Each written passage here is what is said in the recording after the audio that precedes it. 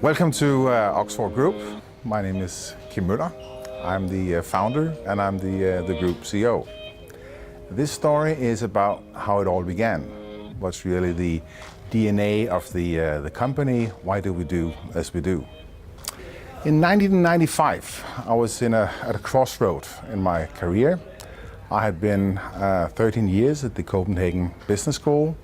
I've been a researcher, assistant and associate professor.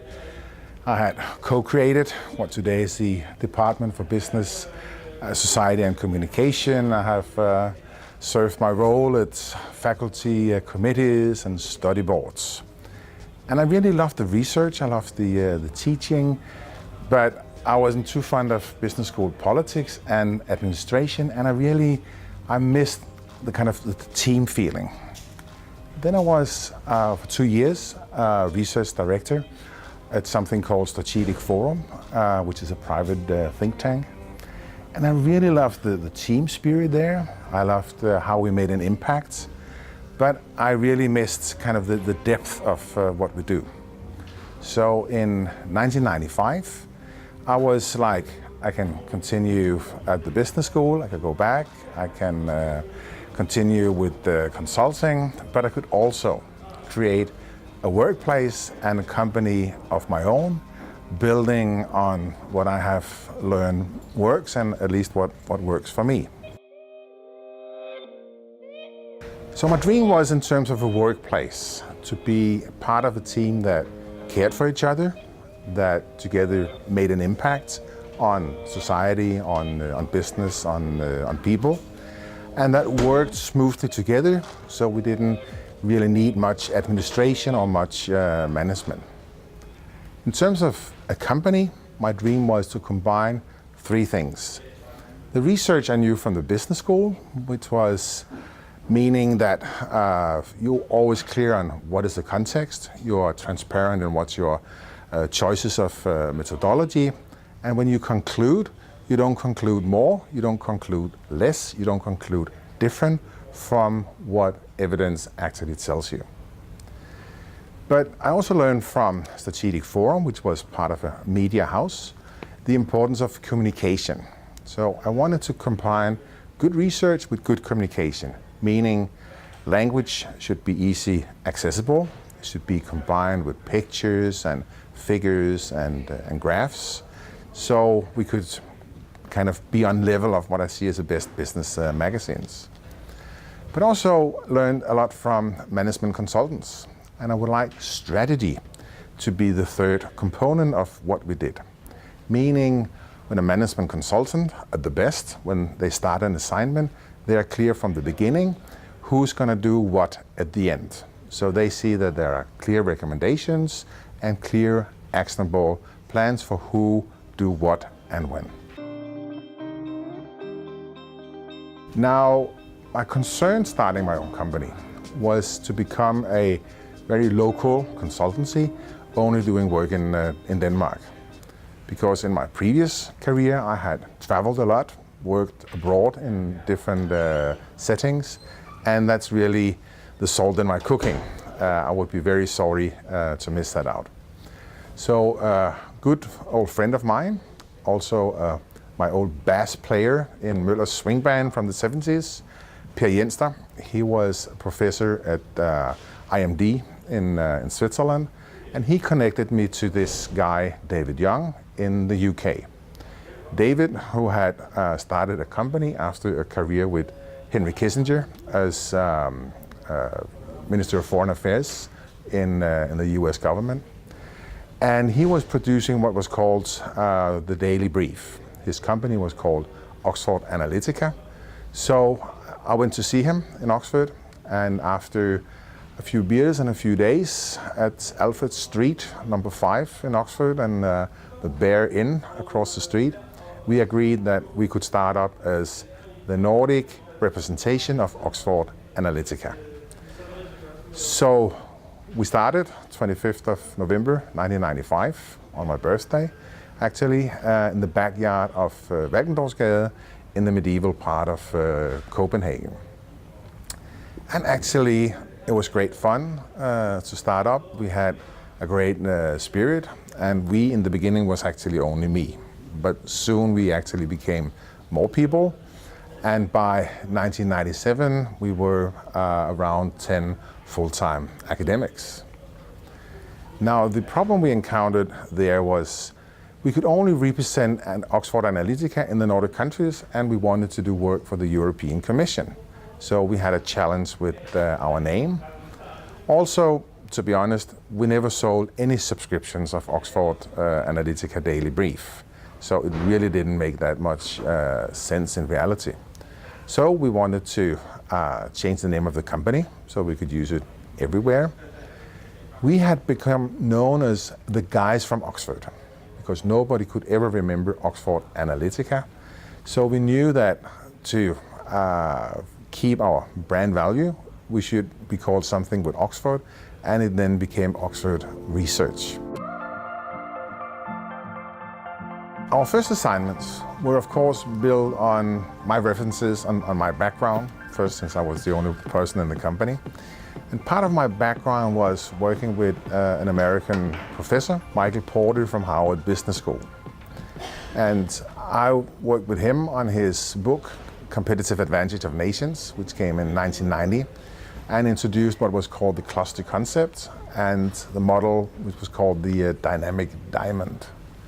So actually we did a number of assignments based on this cluster approach on what's today called the Danish Business Agency. So that was our first clients. But of course we grew both in terms of thematics, but also later geographically. In terms of thematics, I think it's fair to say there were two people that played a special role here. The first one is an American, Robert Levering, who is the founder of Great Place to Work. And I heard about Great Place to Work in 2001, and I was actually really thrilled by understanding that my intention was to build a great place to work, and here was a company specialized in helping others become great places to work. So I was connected through a friend, Michael Lindholm, who was editor-in-chief of Børsens Nyhedsmagasin, and I went on a research trip to San Francisco, sat down with Robert Levering, and in the end we agreed to start up Great Place to Work Denmark. And that was actually the beginning of a quite intense roller coaster.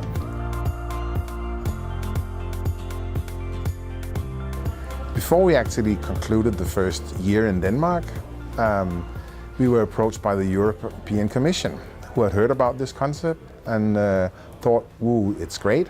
It's both about working conditions, but it's also about competitiveness, because great workplaces are also very competitive workplaces."